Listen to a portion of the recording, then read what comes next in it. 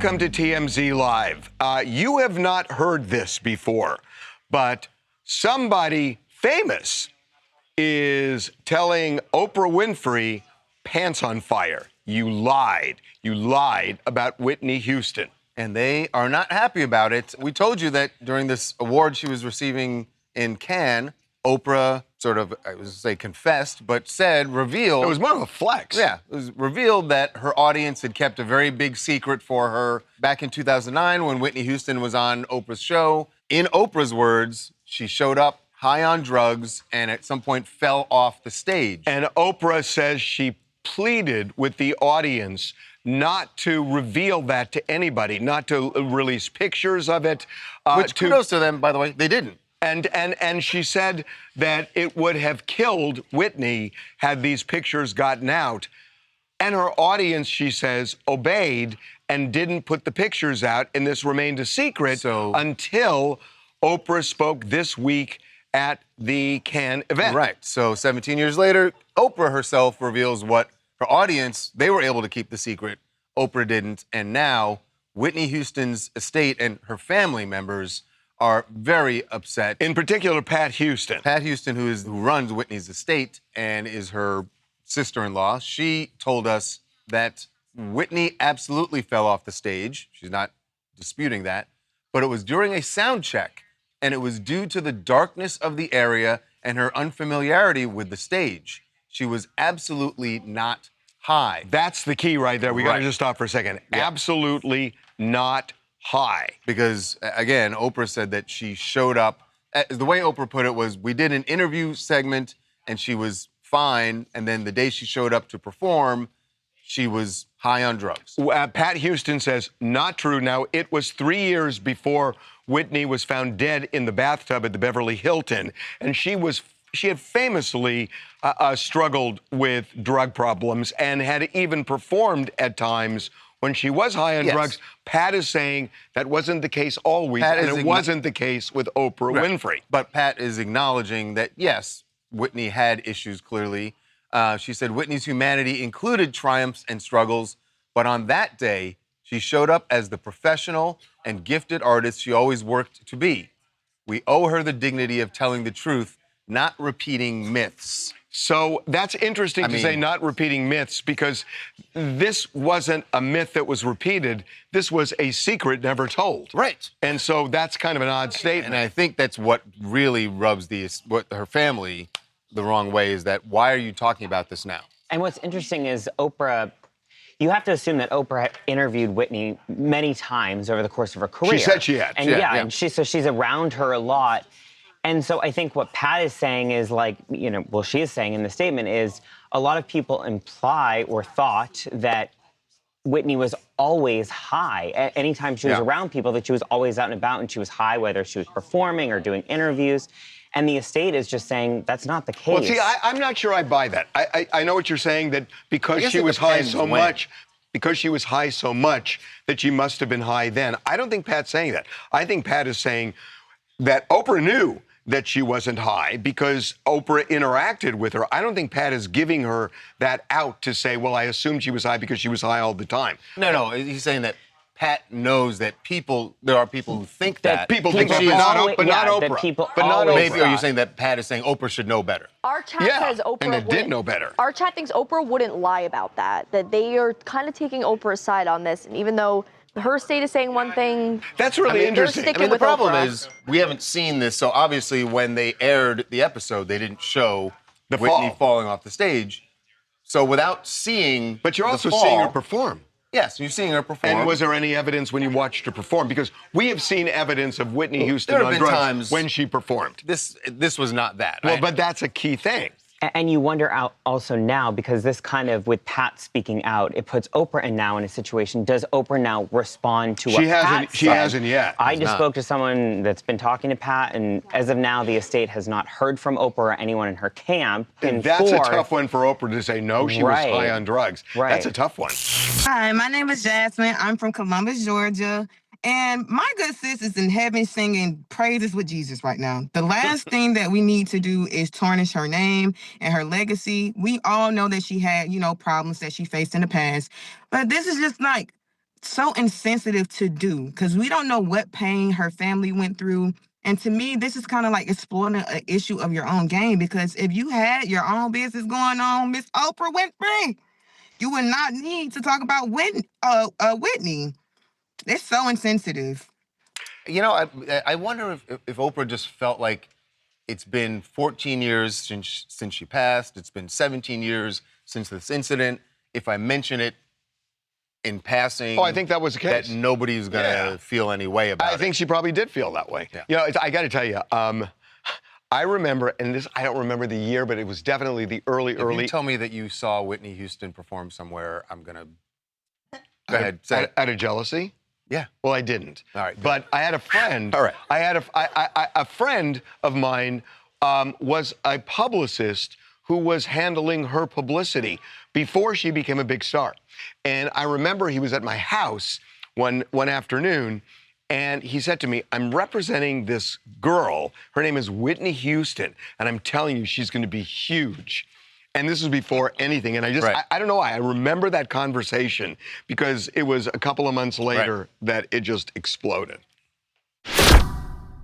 Well, if President Trump ever finds the vandals who he says destroyed the reflecting pool in DC, they should be facing some very stiff penalties, at least according to Congressman Troy Nehls. By the way, if the people who did this have a dog, watch out. Yeah, watch out. So this is what Congressman Nehls told our Charlie Cotton about the alleged vandals. And I say alleged, there has been zero evidence of them. For the reflecting pool. Yes. I hope they go to prison. They should go to prison. Those that I mean, using knives and stuff. But did they? That's horrible. Where's the evidence, sir? They cut what they did. Why are they?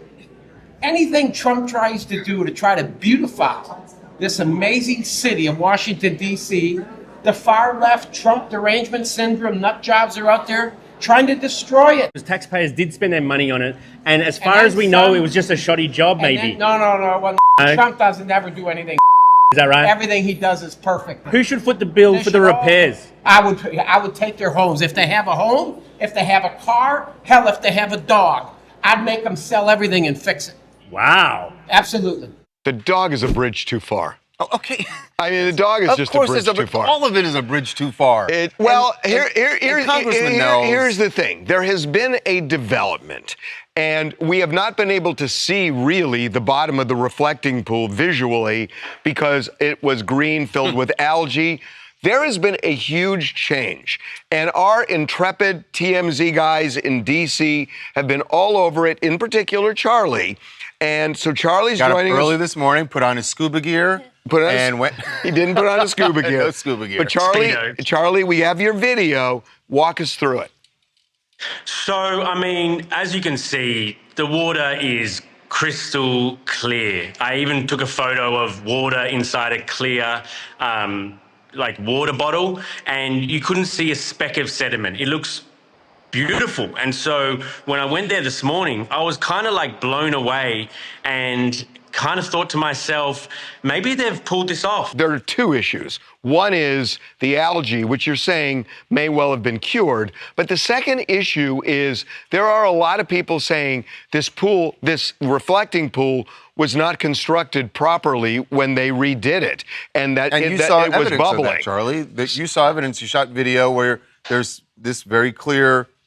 I don't know that Charlie found evidence because now the question is that line what I'm vandalism? Saying, you saw evidence of the liner, the surface of the reflecting pool is not intact. There's got to be a reason that the sediment or algae or whatever it is gathering in such a way. Maybe there's a long divot. Charlie, that's what common sense would tell me. Hold on. You keep saying sediment and algae, and I don't think you're using the right term there. What should I be using? Daniela, go to the video where you see the tear. The white line is the bottom of the reflecting pool, right? That's not sediment. No, it's not sediment. That's where the surface is torn up. Well, no, but however it tore, I know, is the issue. Yeah, no. I mean, was it bubbling and did it tear because of bad construction, Or did somebody, as Trump says, go in there and vandalize it? The weird thing about it to me is, I mean, I've seen bubbling before on paint and all, and it bubbles here and there. It doesn't bubble in a straight line. This seemed a straight, jagged line, or a jagged line. Wait, is it straight or is it jagged? A jagged line that's unbroken over a long stretch. How long was that stretch, Charlie? I would say 30 feet, maybe 30 feet. Right. And I'm not going to say that that line is the divot. It's kind of hard to tell, but there was similarly colored. I'm saying sediment because I don't know what it is, but maybe it's something else. But it did strike me that it was something gathering in such a formation, and there would have been a reason that the stuff was doing it. You know what I mean? Was there any other break that you saw now that you can see it clearly and you can look at the bottom? Was that the aside only from one? that line, did you see anything else in the entire reflecting pool that looked that it had such a tear? Not like that. I saw similar color lines, straight lines, if it was like by a tile or by something clearly put there for a reason. Oh, look, the good news is the water's cleared up. Well, that's the bigger thing. They're still going to have to deal with the surface. They have to drain it and repair it. And then when they put the water back in, they're going to have to deal with the algae again. It's weird. It's just weird to me.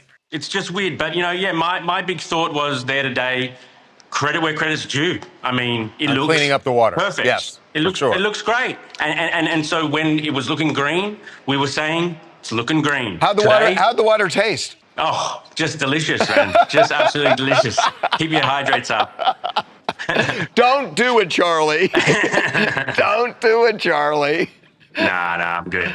Okay, man. Cheers, guys. See ya. Bye. Coming up. There's no way that Taylor and Travis are going to have this wedding and invite as many people as they've invited, and someone isn't going to let out a few details here and there. Like the reflecting pool, there is a crack. And it is one George Kittle. Be right back. You knew it was going to happen. There's no way that Taylor and Travis are going to have this wedding and invite as many people as they've invited, and someone isn't going to let out a few details here and there. Like the reflecting pool, there is a crack. There is a crack in the armor, and it is one George Kittle, the San Francisco 49ers tight end, who is very close friends with Travis. He and Travis, along with Greg Olson, founded what they call the Tight End University. It's a gathering they do every summer with all NFL tight ends, and it's going on in Nashville right now. So George Kittle was asked about the wedding. Now, he could have just said, I don't know anything. Not going to talk. No, that's not what George did. What does it say about Travis that here he is tonight, just before the wedding, making this a priority? He's warming up. That's what he is. He's warming up for the wedding. He's loyal. He loves TEU. He's the exact same person. Like, he's got the great energy, love for the boys. But, like, just seeing him, like, always watch her back and, like, always be there for her when she needs anything, it's just kind of fun to see. I will say that. Did we score a wedding invitation? Yeah, we'll be there. We did, yes. I'll be there. I'm wearing a blue suit, so that's all I got. He is. I have nothing else. Shout out Stitch by Mitch. Is it MSG? I have no idea. We don't know. I actually asked Travis last night and he laughed at me, so. We're excited. I'm half expecting there just to be a jumbo jet on a runway and they put us on a plane somewhere. I don't have expectations because I know it's going to be amazing. So that's really, he revealed something I think that's really interesting, which is, it's, we know that the party is going to be at Madison Square Garden, right. But it sounds like they have not officially told the guests that yet, because I believed him when he said, I don't know, maybe they're going to get a jumbo jet. And he said, I asked Travis, and he just left. So they really haven't told the guests. So, which is ironic because we've been reporting it's Madison Square Garden, but they're not telling the guests that. Right. Yeah. Because why would George ask him the night before? That's where's right. the wedding? Right. If they already knew. Well, TMZ said. Yeah. Right. And even more proof that something is going down. We know that the city is going to be blocking off the street around MSG from July 2nd to July 4th. Remember, we know the event, the big shindig celebration is going down on July 3rd. We know that a couple days before they're going to be setting up. The day after, they're going to be taking down. So this little time frame makes sense. There are permits that were pulled from the city that show street closures. So it's all, look, we know it's MSG. We know it's MSG. So I think what's fascinating is they still haven't told the guests. So there's got to be some, how are they going to tell the guests? Show up in New York City and how often, how far beforehand do they tell them? Is it the same imagine day? If you've gotten the invitation and now you're just sitting there going like, well, how are we getting where we have to be? They had to tell them it's New York City. They had to tell them the city, They right? had to tell them it's New York City. Well, be in New York City by this date, and then wait for further instructions. wait for an email or wait for a text. pigeon to fly by and drop off a note. And then make sure you destroy and delete the text. Well, he did admit one thing that he was told, which is no gifts at this wedding. I think a lot of people were wondering, who do you get for one of the richest women in the world? And Travis is pretty wealthy, too. No gifts. Chad, of course. Chad wants to know, if he says he's wearing a blue suit, is it black tie? Well, that's the thing. We had a big debate on this in the morning. So I do not think a blue suit constitutes a tux. They agree. Period. The only It is reason not. we thought it was black tie is because we saw Andy Reid, the Chiefs coach, getting fitted for a tux. Not but true. that doesn't mean that it's black tie. I was A told. midnight blue, because I'm going to a wedding on July 4th. It's not Taylor Swift's wedding. I need to wear a thanks, Mike. We figured that out. It's black tie preferred. A midnight blue is perfectly acceptable for black tie, and in fact, in photographing, it says it photographs darker than a black tie. Is it a tux? Yes. Okay, but you don't call a tux a suit. Oh, God. You don't. Would George Kittle call a tux a suit? Yes. Yes, he would. No, maybe not. A Look, dopey football player would call a tux a suit. a what? No offense, A George. dopey football player. Don't call him dopey. Well, I said the same thing yesterday. I'm a dopey bad football player, and I said the same thing. I said I'm going to pick up my suit. Are you calling yourself a football player in the same way George Kittle is because little you're a bit JV different. quarterback? Yeah. And It's the same game. George. It's the same game. Oh, my God. Hi, my name is Justin. I'm from Cape Coral, Florida. What do you mean they don't know where the venue is? There's over 1,000+ people that still don't know where in the world the venue is going to be for this event. This is absolutely crazy. I know that she's a mastermind at keeping secrets and little Easter eggs here and there. Thank you, George. We got that little bit of information. Maybe the dress code is blue. The anticipation is part of the fun for all of us. So congratulations, Travis. Congratulations to Taylor. We can't wait to see what is next. This wedding is going to be one for the books. It's going to be iconic. I just want to see 1,000 people hanging out in the street just waiting for a text. The fact that everyone's standing in Times It's Square like, what's going on here, guys? Well, here we are about 4 months later after The Bachelorette was yanked. Taylor Frankie Paul's season, ABC decided not to air it after we published the story about her brutal fight with her ex. Well, we showed the video. And showed the video of her throwing the bar stools and the whole thing, and ABC... They yanked it within 2 hours, so that it seems like it's R.I.P. Bachelorette. But behind the scenes, ABC did not give up on airing the season, and we've found out that they are this close to making a decision. They already know when they want it to air, and there are some things going on behind the scenes before they actually lock in the decision, but they would like to have it air mid-July. Don't know yet if this would be on the network or if it's going to be on Hulu, but they still want this thing to air. And part of it has to do with image rehabilitation that Taylor has been doing on social media.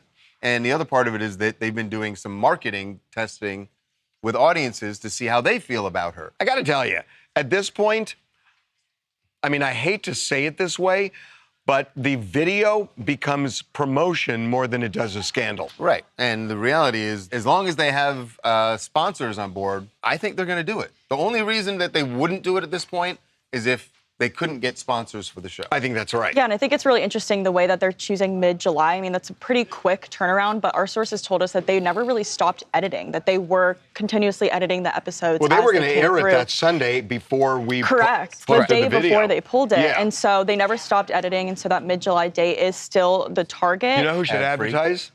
Who? This is not going to be... All right, go ahead. Barstool.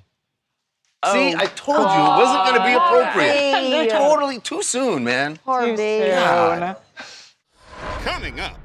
True confessions about the Obama's marriage. True love, actually. Some would say that it's absolutely true love. This is part of the opening of the Presidential Center In Chicago, they sat down, did an interview with people together, and talked about their marriage. Be right back. TMZ's got every freaking thing. Big celebs, big stories, big events. Donnell Rawlings took TMZ DC on a city tour. You know what the irony of this is? A black man takes a white person to the White House. It's TMZ. Welcome back to TMZ Live. True confessions about the Obama's marriage. True love, actually. Some would say that it's absolutely true love. They sat down.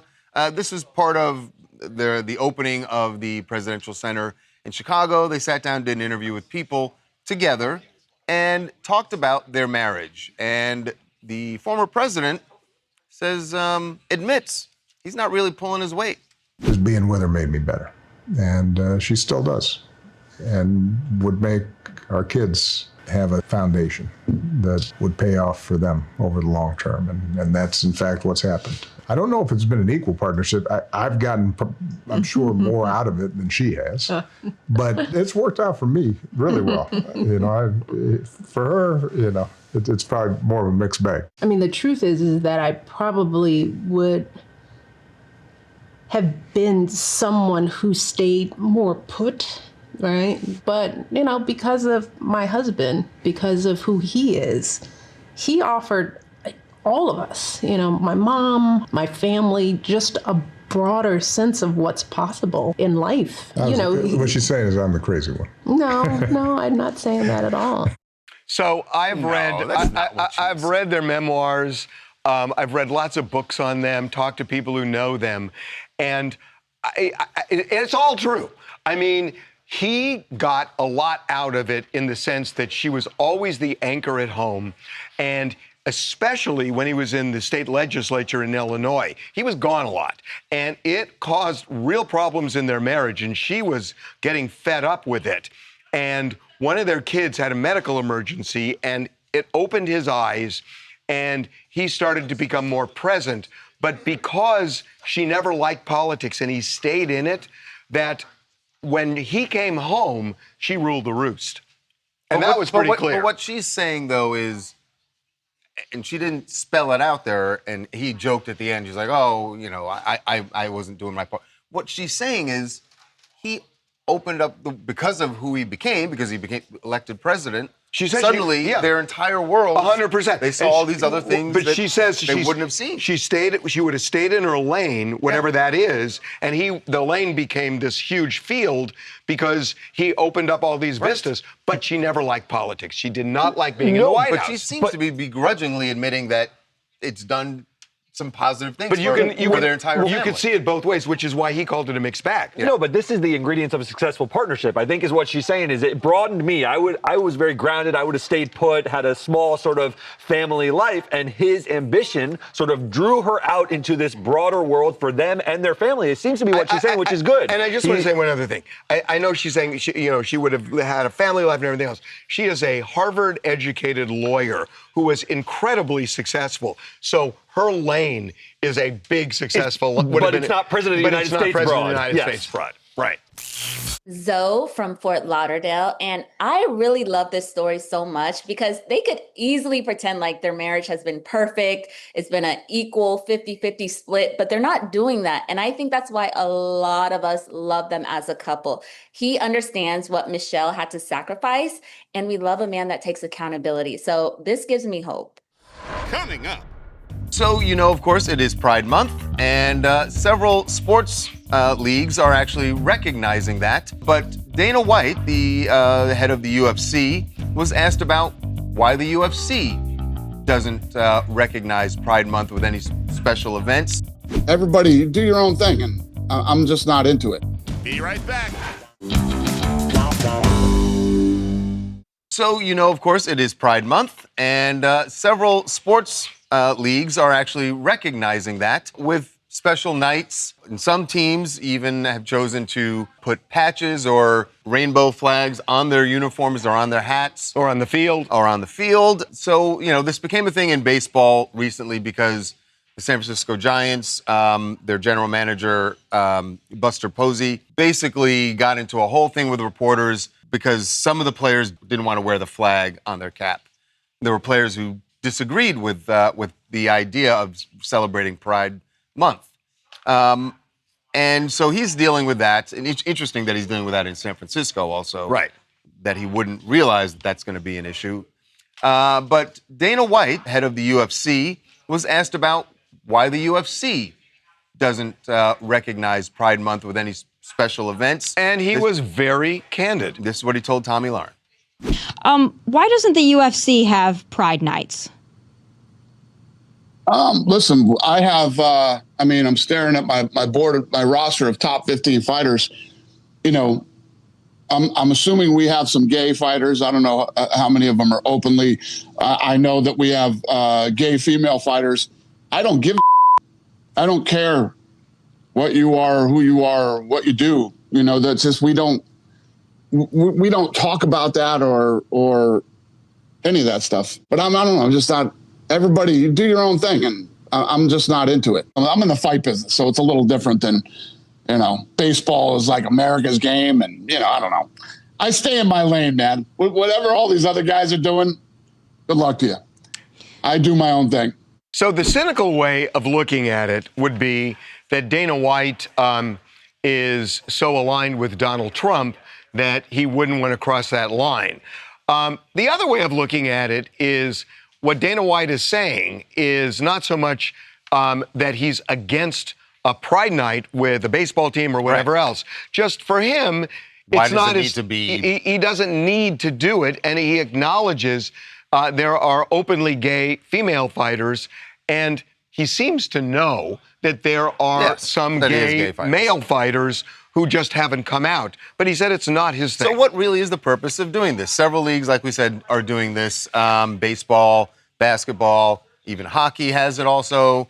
And so joining us now to talk about why leagues do these events is a former WNBA star, Angel McCutchery. She was a #1 draft pick for the Atlanta Dream, and she is joining us now. Angel, welcome to TMZ Live.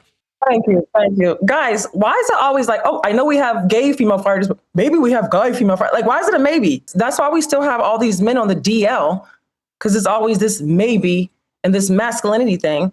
That's the first thing I see. I think he said maybe because he was saying he didn't know of any that were out. I disagree. I think he's acknowledging that there. I think he knows that there are, but there's nobody who's out. I know people who work at UFC, and they talk about this. They know. Sure.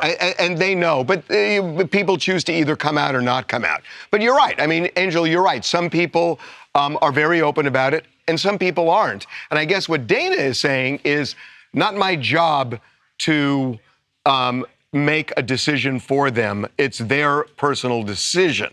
What do you think of that? It is his job. I know he doesn't care what people do with their love life, which I agree on that.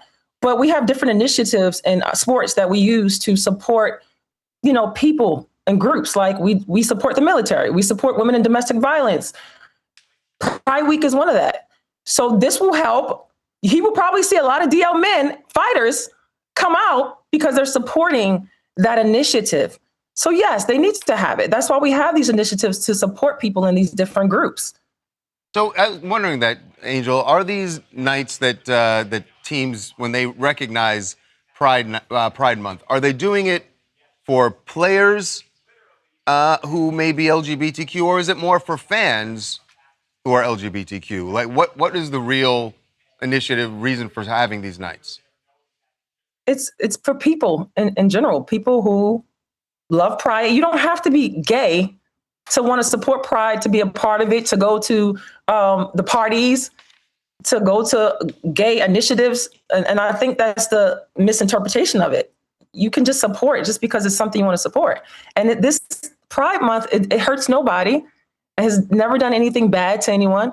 So I don't see what the big deal is in having Pride Week in sports. So I think it's pretty awesome. Look, I mean, as somebody who was closeted for many years, and believe me, I was closeted for many years. Oh yeah, and for many years, and it was awful. I will say it was just awful. And so I get it. Believe me, I get it.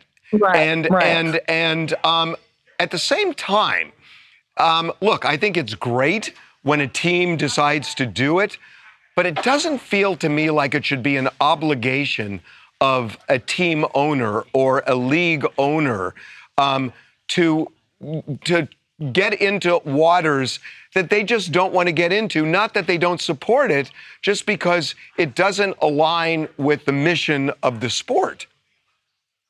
Well, here's the thing. A lot of things don't align, right? We have orientation before we go to the NBA. Men have orientation before they go in the NBA, right? They have orientation on how to deal with women, how to not get all these females pregnant, money. Yeah, that's not our business, but it's still required to do some of those things, right? So like they did one thing in the NFL, they had all these beautiful women, right, for the rookies in these hotels. They had all those women come back at their orientation and they let them know, all those women that they brought in there had HIV and AIDS. They were trying to show them to be careful. It was a trick they did. So yeah, that has nothing to do with sport. Just like maybe Pride Month doesn't, but we do it anyway to support people, to support our athletes, to show that we care. Just like we did with Black Lives Matter, that has nothing to do with sports either, right? Politics stuff, but we do it anyway because we show that that's what athletes do. People look up to us. That's how I feel about it. Yeah, no, Okay. I get it, and I get it. Yeah, I just want to raise one other thing, that, you know, a lot of this doesn't necessarily come from the top. It comes from the rank and file. So even if an owner feels really tolerant, the notion that the team follows suit, I don't think is necessarily true. And maybe in fighting, it's especially not the case that the rank and file would follow the owner. Half these owners don't know about fighting or the details of what the sport really entails. These are high-ranked people who want to be involved and bring their friends to games and, you know, pop their collars. Yeah.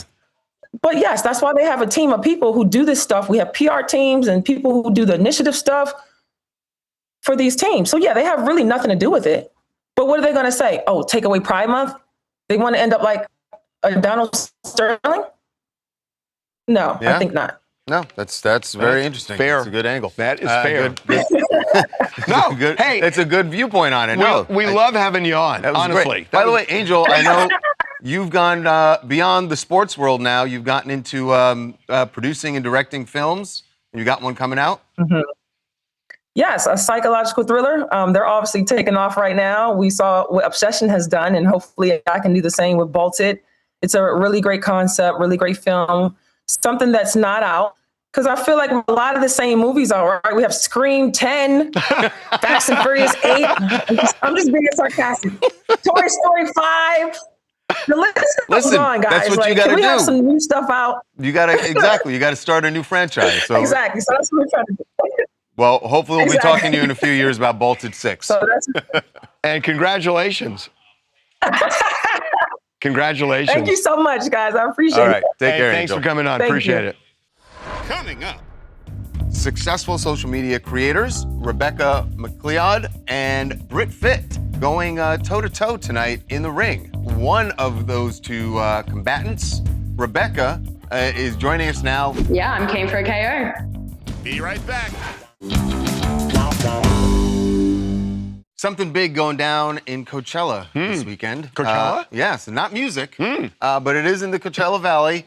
It is called Knockout Queen. It is a one-of-a-kind event that is sort of combining combat sports and social media influencers, creators.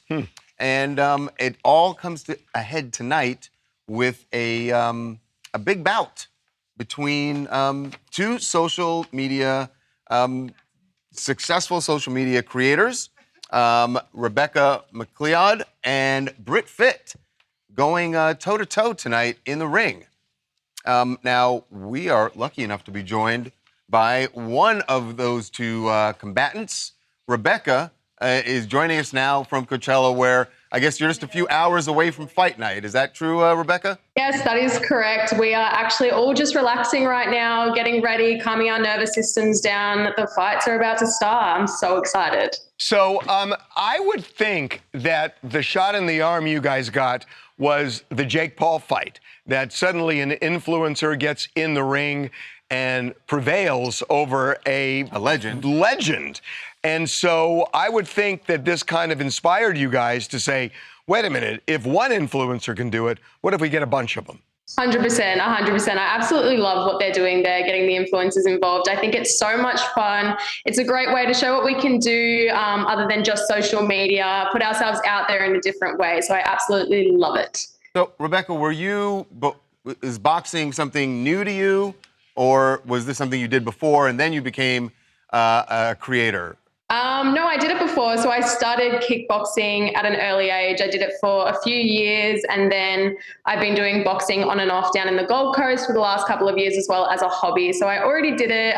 Comp was never something that I thought of doing, but I suggested it to my coach once, and then the opportunity fell into my lap a month later. So I was like, yep, I mean, I spoke it into the universe. I may as well take the opportunity. You know, there are some people who say, well, this is going to be somewhat performative because you have these influencers doing it, and it's not going to be, you know, real boxing. Are you going for a knockout? Absolutely, and it is not performative at all. All the girls have been working so hard, especially me. We are properly fighting, and yeah, I'm keen for a KO. Some people will look at this and say, I thought this is what you were going to say, is that this is a serious hazard for you, more than the typical boxer, because you guys, part of how you make your living are as social media influencers. As you like to say, it's the moneymaker, except for her, it actually is a moneymaker. With you, it's not. Where is this coming from? But for Rebecca, this is her moneymaker. That is the most gratuitous thing you have said in a long time. Because you said it actually on camera once. You was like, hey, this is my moneymaker. That was a line in a show we did that never made air because they said we sucked. It didn't air. Oh, my God. Anyway, back to Rebecca. Are you concerned about the moneymaker? Like, when you get in the ring, I know you said you're going for a knockout. No, I'm not concerned about it. I mean, if I was worried about it, then it's probably not something I should be doing, right? So my only concern is just worrying about how I'm going to take her down. This, I would assume, because you guys have such massive audiences, that you have a lot of followers who are coming down to Coachella to watch this. Yes, correct. There is so many people jumping on the live stream. It's a 72-hour stream. It's already been going the past few days. So yeah, we're really excited. I've got a ton of fans watching. I've got all my Australian army back at home watching me. It's going to be the perfect time for them to watch. So everyone's going to be awake and they're all rooting for me, and I'm so excited. So how do they find it? Yeah, where's this stream? It's streamed on Kick, on TikTok, and on Triller TV. Okay. Right. Well, good luck. Good luck. Obviously, I know Britt didn't join us. Hopefully she's not in the ring getting in some extra practice before the fight. That would be the wrong thing to do. All right. Ooh. All right. Take that as a threat.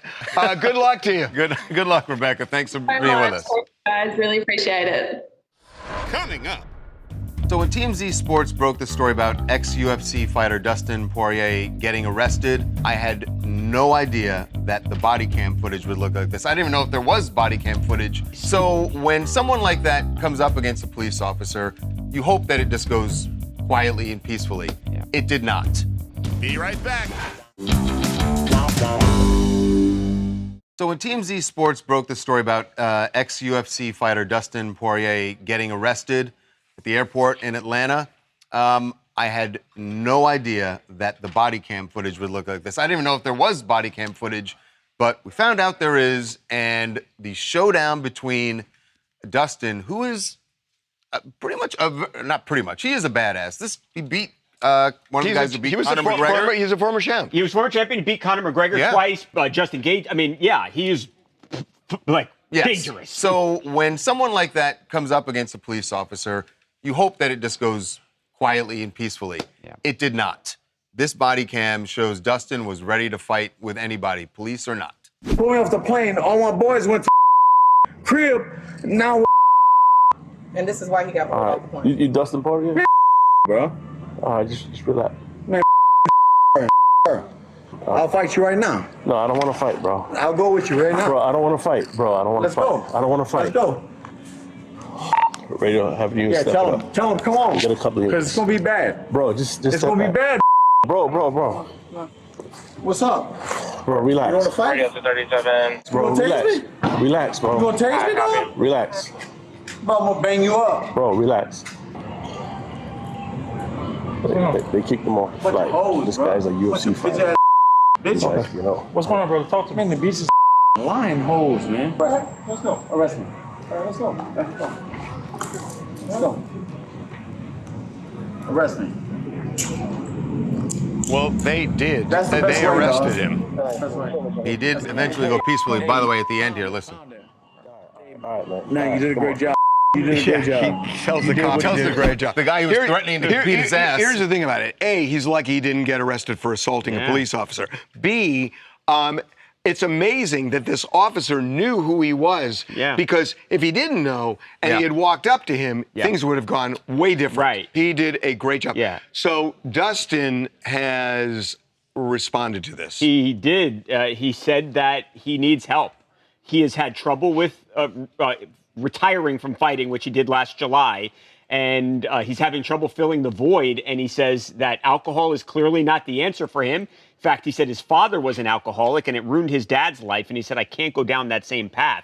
So he's clearly pointing to alcohol being an issue. And we've seen that. You know, I have to say, this is where sometimes, videos like this, where he kind of sees where he landed, that can be the awakening. Yeah, I'm telling you, Harp, he is known as one of the better guys in the entire sport. That was a Dustin that I've never seen before. By the way, we say he wasn't. So what he was arrested for was public. Yeah, it's called drunkenness. public drunkenness. It's a misdemeanor. Can obviously, with worst case, it's a year in jail. He's not going to get that. It's not going to get that. But this could have gone way worse. Yeah. But hopefully now he's really acknowledged. Yeah. I am Sunshine, located in Houston, and first, wow. So I definitely think he does need to take some time to go to rehab because alcoholism is no joke. But I am glad that he addressed the subject responsibly. But he just needs to put in the actions to do better at this point. Yeah. That was this close to being really, really bad. Coming up. Let's go on an adventure. What do you say? Not a fun adventure for a 13-year-old. I don't know if you heard about the story at Disneyland. It is shocking. Be right back. Let's go on an adventure. What do you say? Not a fun adventure for a 13-year-old. I don't know if you heard about the story at Disneyland. There was a kid who was on Bayou Adventure. Tiana's Bayou Adventure. I've been in a long time. And he somehow got out of the log flume and ends up falling down. It's like a 50-foot drop at the end of the ride. So we heard about it, but we didn't see it. Well, now we have video, and it is shocking. Watch this. That's the kid. Yeah. Just careening down. He ends up going down that entire 50-foot slide. And he's bumping along the way. Right. Gets to the bottom. Went to the hospital. Miracle of miracles. Went to the hospital and was released. Yeah. A couple of scratches here and there and some bruises, but nothing major. Crazy. Thank God. That is a Disney miracle right there. It is a Disney miracle. Although, I don't know if their lawyers are saying it's a miracle. Right. Okay. We will see you tomorrow.